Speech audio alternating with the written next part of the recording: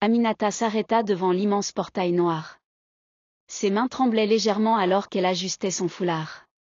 Derrière ces grilles imposantes se trouvait la maison de Monsieur Diallo, l'homme le plus riche et le plus influent de la ville. On racontait tout sur lui.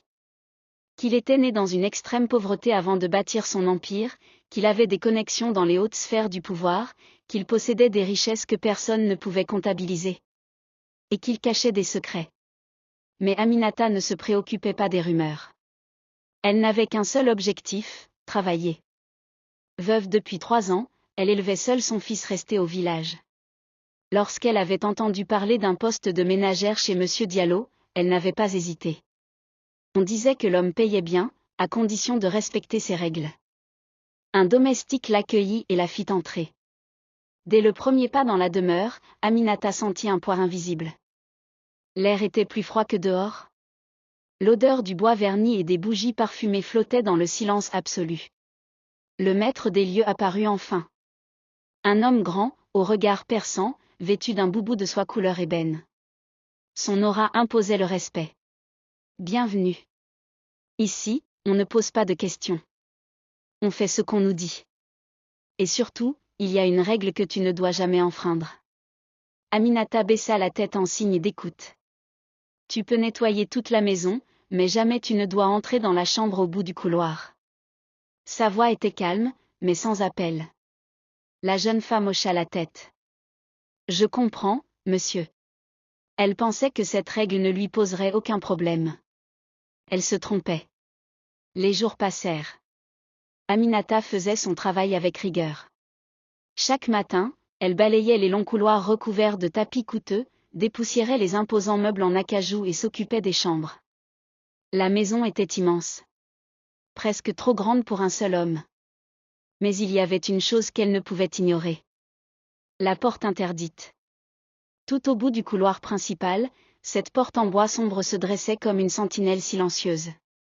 Chaque fois qu'Aminata passait devant, elle ressentait une sensation étrange. Un malaise. Elle avait l'impression que quelque chose se trouvait derrière. Quelque chose qui attendait. Parfois, elle croyait entendre un murmure étouffé, un léger grattement, comme si quelqu'un ou quelque chose bougeait à l'intérieur. Elle n'en parlait à personne. Elle avait promis de ne pas poser de questions. Mais la curiosité commença à l'envahir. Jusqu'à ce soir-là. Monsieur Diallo était parti en voyage. Il ne reviendrait que le lendemain matin. La maison était vide, à l'exception des domestiques qui dormaient déjà dans leur quartier. Aminata termina son travail tard. Elle souffla en posant son balai, épuisée. Mais alors qu'elle s'apprêtait à regagner son petit dortoir, un bruit la fit sursauter. Un grincement. Son sang se glaça. Le bruit venait du couloir. Lentement, elle tourna la tête. La porte interdite était entrebâillée. Juste assez pour laisser passer un filet de lumière. Aminata sentit son cœur cogner contre sa poitrine. Quelqu'un l'avait ouverte. Ou pire encore. Quelqu'un était sorti. L'air lui sembla plus lourd. Le silence, plus profond. Elle fit un pas en arrière. Elle aurait dû partir. Mais quelque chose d'inexplicable l'attirait vers cette porte. L'odeur. Un parfum étrange s'échappait de la chambre. Un mélange de bois ancien, d'encens, et de quelque chose d'indéfinissable. Elle jeta un regard autour d'elle. Personne. Ses mains tremblaient lorsqu'elle posa ses doigts sur la poignée froide. Juste un coup d'œil. Juste pour voir. Elle poussa doucement la porte. Et ce qu'elle découvrit fut au-delà de tout ce qu'elle aurait pu imaginer. Aminata poussa la porte avec précaution. Une odeur puissante l'assaillit immédiatement. Un mélange d'encens lourd, de bois humide, et de sang séché. La pièce était sombre. Seule une faible lueur émanait de plusieurs bougies disposées en cercle autour d'un grand lit en bois sculpté. Sur le sol, des symboles étaient tracés. Des formes étranges, gravées directement dans le parquet. Aminata sentit un frisson lui parcourir l'échine. Ce n'était pas une chambre ordinaire. Et c'est à ce moment-là qu'elle le vit. Un corps. Allongé sur le lit, immobile. Aminata porta sa main à sa bouche pour étouffer un cri. Son souffle se coupa. C'était une femme. Une jeune femme à la peau sombre, habillée d'un pagne en soie rouge. Ses cheveux étaient tressés avec soin, mais son visage était pâle, presque translucide. Était-elle morte? Aminata recula d'un pas. Son instinct lui criait de fuir, de refermer cette porte et d'oublier ce qu'elle venait de voir. Mais soudain, la femme ouvrit les yeux. D'un noir profond. Sans pupille. Aminata n'eut pas le temps de crier. D'un mouvement fulgurant, la femme se redressa et tourna la tête vers elle. Puis, elle chuchota un mot. Un seul mot. Fuis. Le souffle d'Aminata s'accéléra. Son cœur battait si fort qu'elle croyait qu'il allait exploser. Elle recula précipitamment vers la porte. Mais avant qu'elle ne puisse s'échapper, quelque chose l'agrippa violemment par le bras. Aminata se débattit. Elle tenta de crier, mais sa voix resta bloquée dans sa gorge. La force qui la retenait n'était pas humaine. Des mains glaciales, fines comme des serres, s'enroulèrent autour de son poignet. Une force invisible l'attirait dans la chambre. La femme au pagne rouge se mit à sourire. Un sourire terrifiant, malsain, qui n'appartenait pas à ce monde. Puis, d'un coup, tout s'arrêta. La poigne disparut.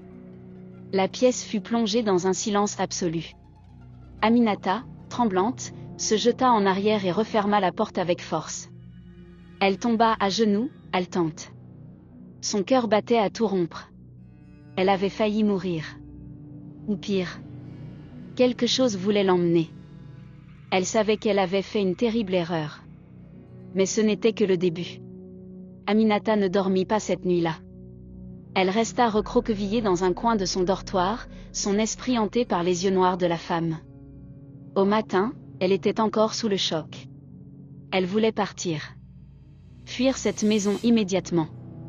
Mais au moment où elle rassemblait ses affaires, une voix froide retentit derrière elle. « Tu es entrée dans la chambre, n'est-ce pas ?» Elle se retourna brusquement. Monsieur Diallo était là. Son regard était plus sombre que jamais. Il n'avait pas besoin de réponse. Il savait déjà. Aminata sentit ses jambes faiblir. Elle voulait nier. Trouver une excuse. Mais c'était inutile. Monsieur Diallo avança lentement vers elle. Son visage ne montrait aucune colère. Juste une fatigue profonde. Tu n'aurais jamais dû voir ça. Sa voix était basse, presque triste. Aminata ouvrit la bouche pour parler, mais il leva la main. Écoute-moi bien. Son ton changea.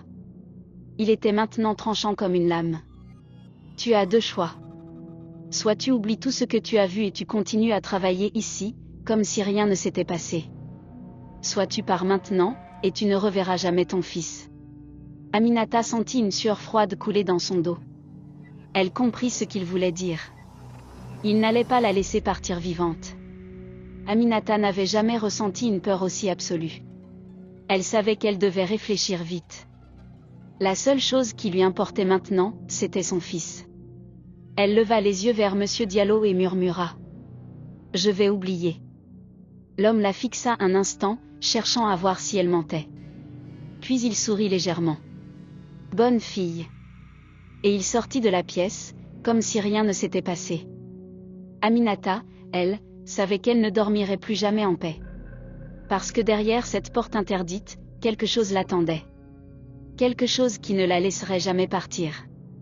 Aminata savait qu'elle n'avait qu'une seule option, faire semblant d'oublier. Chaque jour, elle reprit son travail comme si rien ne s'était passé. Elle nettoyait, cuisinait, servait le thé à Monsieur Diallo. Mais au fond d'elle, elle comptait les jours. Elle devait trouver un moyen de s'enfuir avec son fils avant qu'il ne soit trop tard. Seulement, la maison ne la laissait pas partir.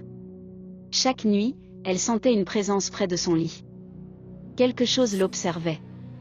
Parfois, elle entendait un murmure au creux de son oreille. « Fuis tant qu'il est encore temps. » C'était la voix de la femme dans la chambre interdite. Aminata se réveillait en sueur, le cœur battant à toute vitesse. Elle savait qu'elle devait partir. Mais elle ne savait pas que le piège s'était déjà refermé sur elle.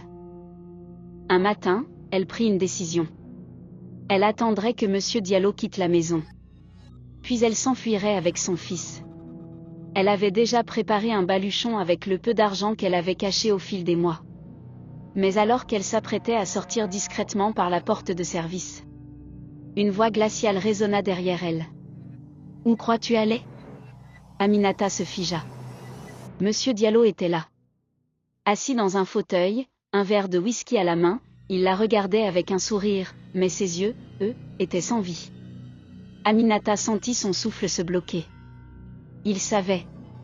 Il avait toujours su.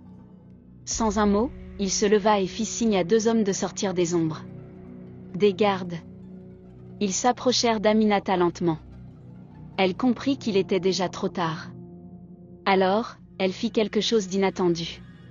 Au lieu de reculer, elle courut droit vers la chambre interdite. Si elle devait mourir, elle voulait savoir la vérité. Elle ouvrit violemment la porte. Et ce qu'elle vit laissa Monsieur Diallo sans voix. Sur le lit, la femme au pagne rouge était toujours là. Mais cette fois, elle était debout. Ses yeux noirs fixèrent Aminata avec intensité. Et puis, elle pointa son doigt vers Monsieur Diallo. Celui-ci, pour la première fois, recula. « Tu ne peux plus fuir. » Astérisque astérisque murmura la femme, astérisque astérisque. Aminata comprit tout. Cette femme, c'était la première épouse de Monsieur Diallo. Tuée dans cette même chambre, piégée entre la vie et la mort. Et maintenant, elle voulait se venger.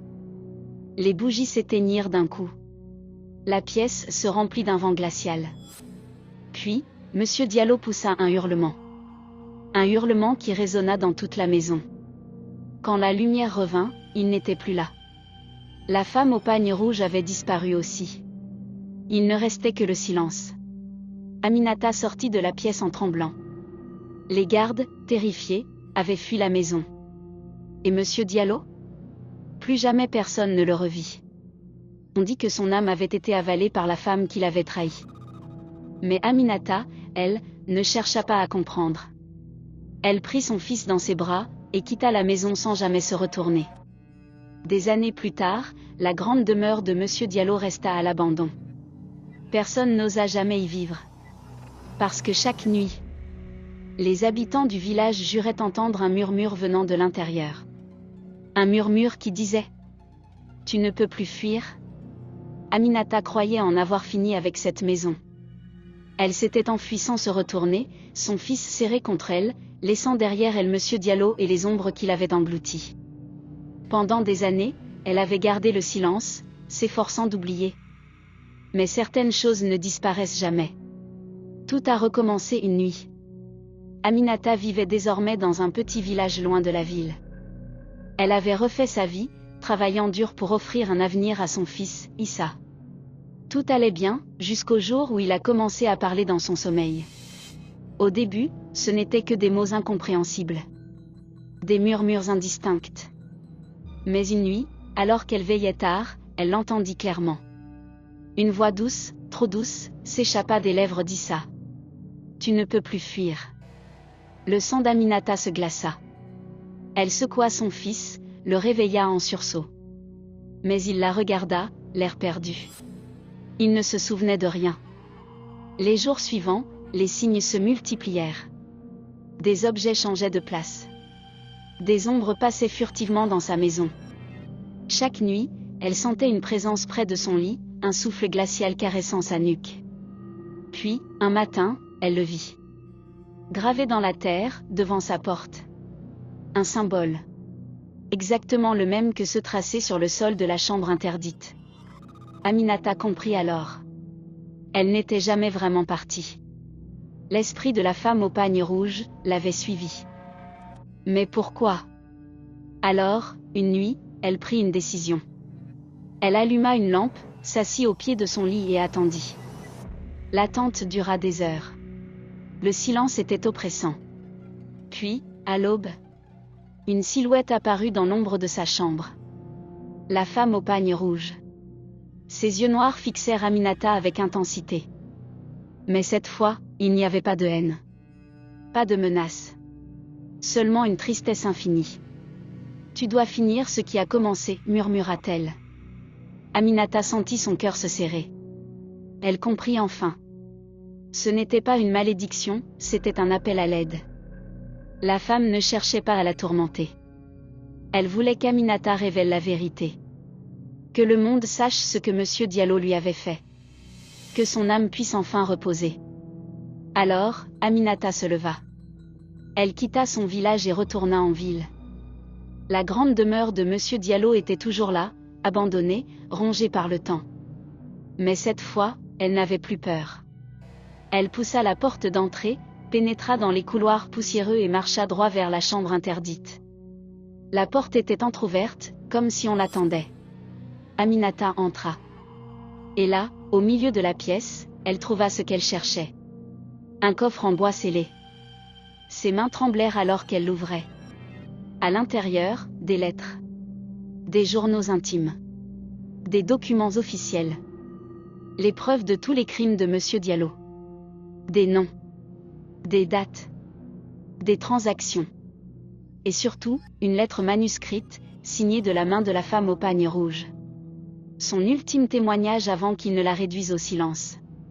Aminata savait ce qu'elle devait faire. Le lendemain, elle apporta tout aux autorités. L'histoire fit grand bruit. Les médias parlèrent de l'homme d'affaires puissant, disparu sans laisser de traces, dont les crimes avaient été étouffés pendant des années. Mais surtout, ils parlèrent d'elle. De la femme que tout le monde avait oubliée. Et enfin, elle eut justice. Ce soir-là, Aminata alluma une bougie et la déposa près de sa fenêtre. Un vent léger souffla dans la pièce. Et dans la flamme vacillante, elle crut voir une silhouette. La femme au pagne rouge. Elle lui souriait. Puis elle disparut. Et pour la première fois depuis longtemps, Aminata se sentit libre.